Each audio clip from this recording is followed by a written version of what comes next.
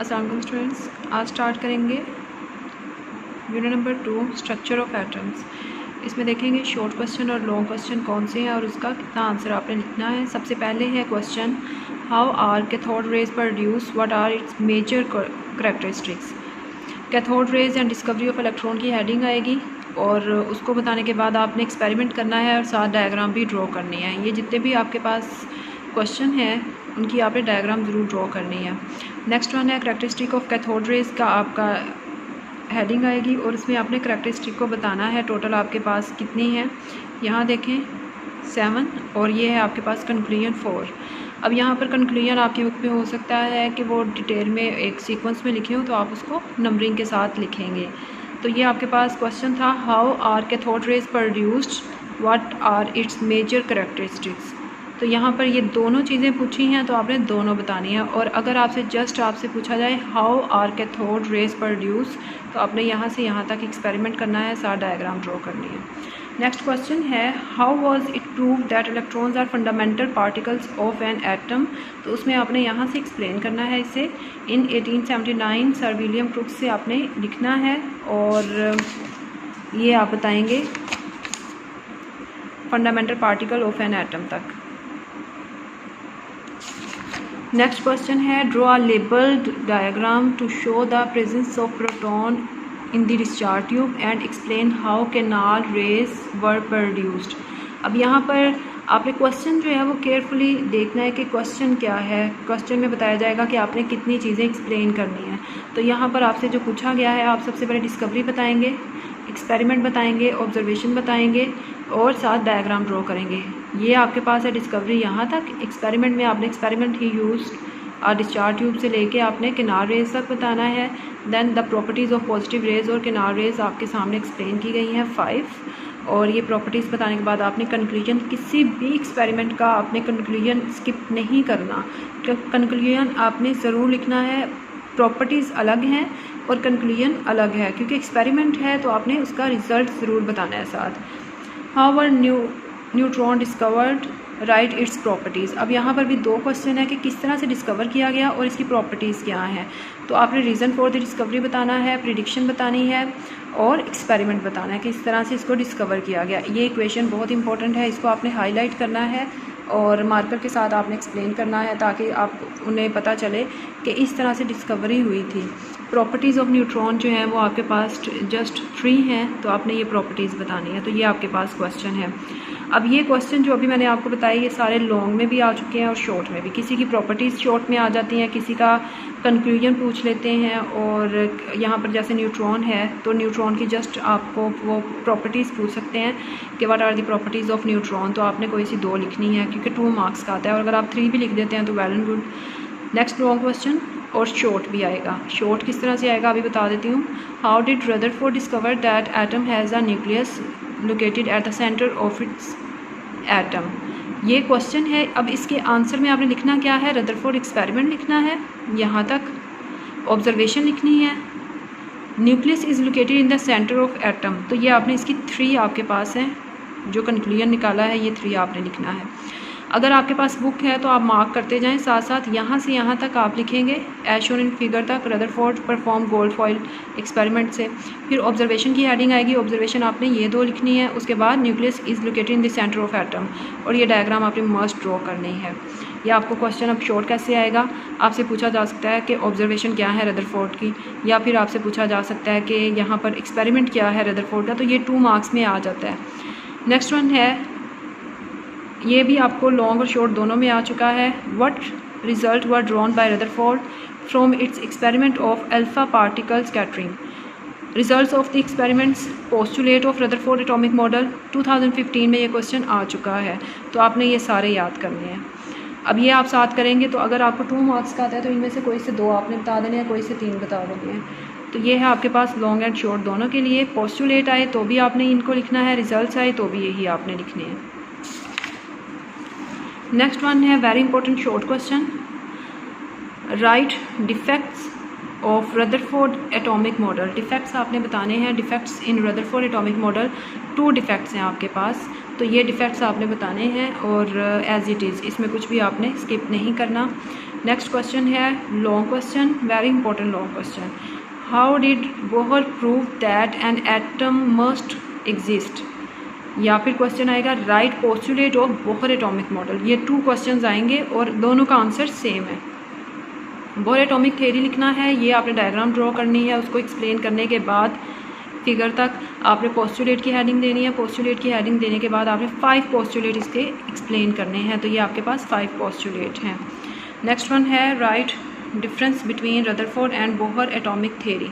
तो ये आपके पास डिफरेंस आएंगे। आपने ये 2013 एंड 16 दोनों में क्वेश्चन आ चुका है, लॉन्ग क्वेश्चन। तो आपने इसका difference as it is learn करना है। आपकी बुक में इसी तरह से बना हुआ है टेबल, आपने इसी तरह से इसको लिखना है। कभी भी डिफरेंस जो है वो आप आगे पीछे नहीं कर सकते हो। इसका डिफरेंस इसके सामने, इसका इसके सामने आएगा। तो ये आपने बहुत अच्छे तरीके से लर्न करना है। ये आपको शॉर्ट क्वेश्चन आ चुका है शेल का, write a note on shell and sub shell. तो शेल की डेफिनेशन आएगी तो आप शेल का बताएंगे साथ, और आप एनर्जी लेवल बता दें। आपको सारा बताने की ज़रूरत नहीं है अगर शॉर्ट है तो। अगर सब शेल आए डेफिनेशन में व्हाट इज़ सब शेल या डिफाइन सब शेल, तो आपने डेफिनेशन बताने के बाद इसके सब शेल के बारे में बता देना। ये टेबल ड्रॉ कर दें चाहे। तो ये भी आपका शॉर्ट क्वेश्चन है। ये भी शॉर्ट क्वेश्चन है, डिफाइन इलेक्ट्रॉनिक कॉन्फ़िगरेशन। तो ये कॉन्फ़िगरेशन में आपने डेफिनेशन बतानी है और साथ आप शेल के बारे में बता दें। अब यहाँ पर आपको लॉन्ग के लिए बताया गया है कि what do you mean by electronic configuration. अगर ये आपको अनएक्सपेक्टेड लॉन्ग क्वेश्चन आ जाए तो अनएक्सपेक्टेड लॉन्ग क्वेश्चन को भी तैयार करें इस तरह से कि आप उसको अच्छे तरीके से एक्सप्लेन कर सकें, क्योंकि आपको कॉन्सेप्ट होगा उस चीज़ का, आपने जस्ट उसे एक्सप्लेन करना है। जैसे यहाँ पर ये आपको लॉन्ग क्वेश्चन अगर आ जाए, what do you mean by electronic configuration, what are basic requirements while writing electronic configuration of an atom. तो आपने इलेक्ट्रॉनिक कॉन्फ़िगरेशन की डेफिनेशन लिखने के बाद रूल्स बताने हैं, बुक में है वहाँ पर हेडिंग दे रूल्स की। तो आपने द मोस्ट स्टेबल और ग्राउंड स्टेट से लेके आपने ये सारे पॉइंट्स बताने हैं। N shell can accommodate 32 electrons as we know. फिर आपने यहाँ से लेके सब शेल तक यानी F orbital can accommodate 14 electrons. ये आपने बताना है। Basic requirements for writing electronic configuration में 1 2 3 बेसिक रिक्वायरमेंट्स हैं, ये बतानी है। तो ये लॉन्ग क्वेश्चन आपका कंप्लीट हो जाएगा अगर आता है। अदरवाइज़ जो है वो आपको शॉर्ट क्वेश्चन आ सकता है, what are the basic requirements for writing electronic configuration. तो आपने ये 3 जो है बेसिक रिक्वायरमेंट्स लिखनी है।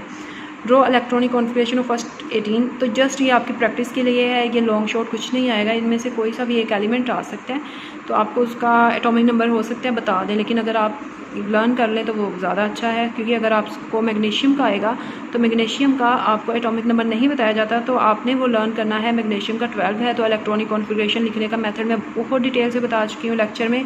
तो कोई सा भी यहाँ से आपसे पूछ लेंगे कि what is the atomic number of neon, तो आपने MCQs में बताना है 10। अगर आपसे पूछा जाए सिलिकॉन की इलेक्ट्रॉनिक कॉन्फ़िगरेशन लिखें, तो आपने सिलिकॉन का एटॉमिक नंबर आपको लर्न हो, आप उसकी इलेक्ट्रॉनिक कॉन्फ़िगरेशन लिख कर दिखाएंगे शॉर्ट क्वेश्चन में। अगर आपको ये आ जाए कि 1s2 2s2 2p6 3s2 and 3p5 ये किसकी इलेक्ट्रॉनिक कॉन्फ़िगरेशन है, तो आपको काउंट करके एटॉमिक नंबर पता हो, काउंट करेंगे 17 आएगा, तो आप MCQs में क्लोरीन पे आंसर कर सकेंगे कि ये क्लोरीन की इलेक्ट्रॉनिक कॉन्फ़िगरेशन है। नेक्स्ट वन है isotope, very important long question. What is an isotope, describe the isotope of hydrogen with diagram. तो आइसोटोप्स तो क्लोरीन के भी हैं, यूरेनियम के भी हैं। यहाँ पर आपसे क्वेश्चन पूछा गया जस्ट हाइड्रोजन के, तो आपने आइसोटोप की डेफिनेशन बताने के बाद उसकी प्रॉपर्टीज़ बतानी है। Isotope of hydrogen with diagram आपने एक्सप्लेन कर देने हैं। तो इसका आंसर पहले प्रॉपर्टीज़ यहाँ तक आएंगी, डेफिनेशन यहाँ से यहाँ तक, और नेचुरली अकरिंग से लेके आपने यहाँ तक डायग्राम में एक्सप्लेन करना है। ये टेबल आप रहने दें। नेक्स्ट है explain isotope of carbon, chlorine and uranium. तो यहाँ पर 3 पूछे गए हैं। तो सबसे पहले कार्बन के बताएंगे। कार्बन का आप पहले एक्सप्लेन करें, लिखें उसे, उसके बाद आपने डायग्राम ड्रॉ करनी है। उसके बाद आइसोटोप क्लोरीन, क्लोरीन का जो है वो जस्ट 2 ही है, तो आपने उसको लिख देना है, उसकी कोई डायग्राम नहीं है।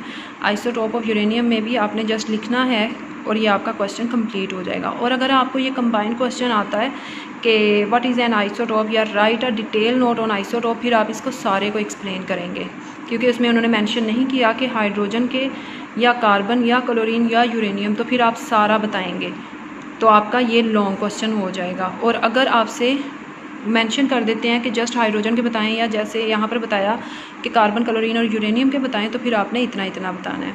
या आपको शॉर्ट में भी आ सकता है what are the isotopes of chlorine and what are the isotopes of uranium. तो आपने ये शॉर्ट क्वेश्चन के लिए तैयार करना है इसको। Next one long question and short question also. Give the application of isotopes in the field of radiotherapy and medicine. अब जितनी इसकी एप्लीकेशंस हैं वो आपने बतानी है। ये application as it is learn करनी है, कुछ भी इसमें से स्किप नहीं करना। और यहाँ आपके पास ये आपके पास है right application of radio isotope in.